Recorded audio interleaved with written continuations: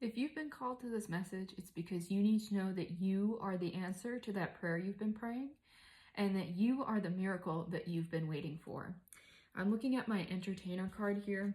This, I believe, is the Knight of Pentacles in the traditional deck, which is notorious for being a slow-moving card, but it's very slow, steady, and methodical, which is interesting that it's the entertainer here, right? That you are called to something big, and big, grand things take time. You could be seeing a lot of turtle and snail symbolism around this time, and you could be feeling like things are moving a lot more slowly than you want them to, but it doesn't mean that they're moving slowly at all.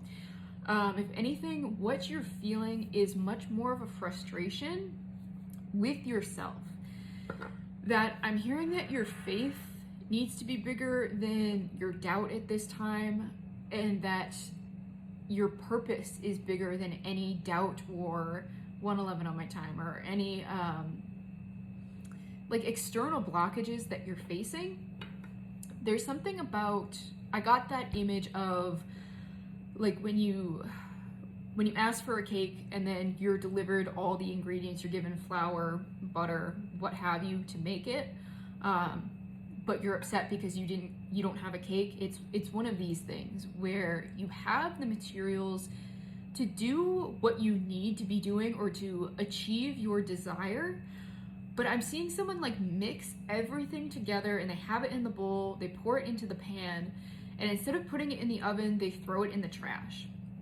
And that's sort of what your energy hits. There's like this little snag that you hit. You know you have everything you need, and then there's this little bit of self-sabotage that sort of sets you back to the beginning. So if you feel like you're repeating a cycle, this is definitely for you. And it's like once you start, I'm hearing like crows, that it's sort of like once you hear the outside noise, it'll stop you. Because it's like the externalization of whatever you have in here that you haven't conquered yet. That there's almost this fear of, I'm hearing someone being like, I spent my last few dollars on these ingredients. What if I make the worst cake I've ever had and it was just a waste of my money?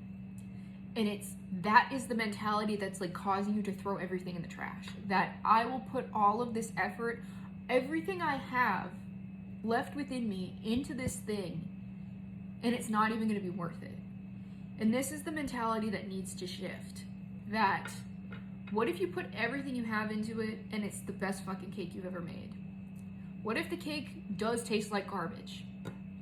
Right? What did you learn from it? Now you have something to teach others. Our mistakes are like the blueprint for other people. It's how we carve paths for others to follow. If you've heard like anybody in a marketing or a teaching space, they always say to write your mistakes down because you're going to sell it to people later. That there's nothing you can't do with what you've been given, and that everything is a gift. And that's where you need to shift your perspective, because when this doubt comes in, that's when you stop seeing like the divinity in this world.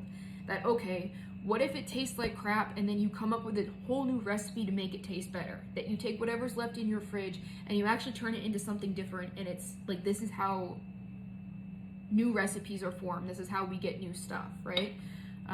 There's a lot of like innovation coming through here, because that's why we have a lot of the things we do. You know, like you've got your great grandma's depression recipe that actually tasted really good, that kind of thing. Like whenever there was rations because of war, that kind of thing. Somehow they figured out how to make food edible, and it's stuff that we still eat today, that kind of thing. That's sort of the mentality shift that needs to come through here, is that you're resourceful and that everything that you have been handed is a gift and has the ability to be applied in your life. So for some of you, it's like you need to start writing down your mistakes, because you're going to put that into a guide that you're going to offer to somebody later, and it's going to change their life because they've been hitting the same roadblocks. Or you may even prevent people from hitting those roadblocks in the future. That if you're making mistakes, you're carving a path for somebody. And if things are going right, even better.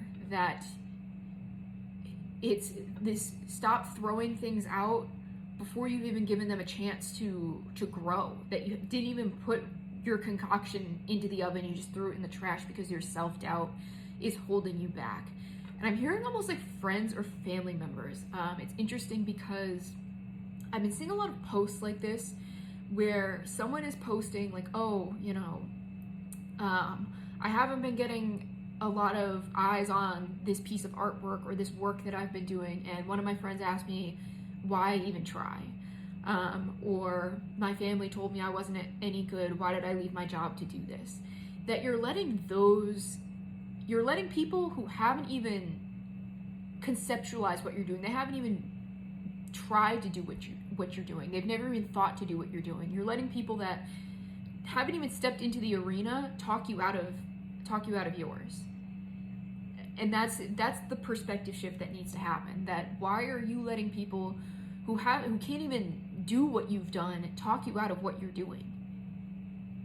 That this has been a lot of yapping at you, not a lot of cards. 555 on my timer. Yeah, there's funny that I have both an internal and an external card. There needs to be a balance here between your internal world and then what you're doing externally. That it's almost like shifting your perspective, that if you have self-doubt, it means that you're doing something right. That this is like the leaning into the uncertainty, that sometimes uncertainty sounds a lot like those mean voices in your head. That if you use that of like, oh, I'm starting to hear people yap at me about this isn't good, you shouldn't be doing this, that maybe that's your sign to keep going. You know, that if you don't have haters, if you don't have roadblocks, you're probably not going the right way. And I know that can be very challenging when we've been conditioned and born into a society where things are kind of laid out for us. It's you need to follow this roadmap, otherwise, you know, it all goes to shit. And if you're not following that roadmap, then expect your life to look a lot like everything going to shit. This just wants to remain at the back of my deck. See, this is a guy who is juggling. It's like, take whatever's thrown at you and make something of it. Entertain others with what you've got going on. The chaos that you've got going on, use it. Use it to create something beautiful, use it to create something entertaining, use it to create art. But you've got this. Things haven't been moving as quickly because you need to slow down to sit with yourself for a little bit and get right on this mindset, and turn your discipline into devotion. That these need to be like rituals. You need to be moving with even more intention.